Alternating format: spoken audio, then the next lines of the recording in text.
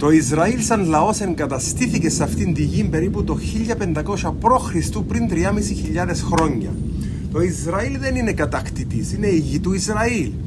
Υπάρχουν αμέτρητα στοιχεία ιστορικά και αρχαιολογικά που συνδέουν τους Ιουδαίους, την εβραϊκή γλώσσα και το όνομα Ισραήλ σε αυτήν τη γη.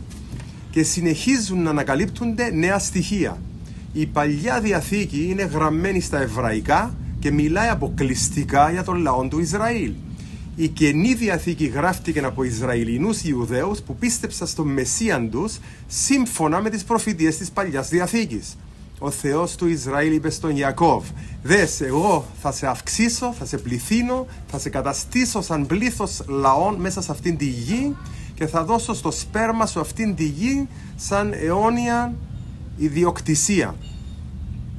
Το Ισραήλ δεν είναι κατακτητής, αυτή είναι η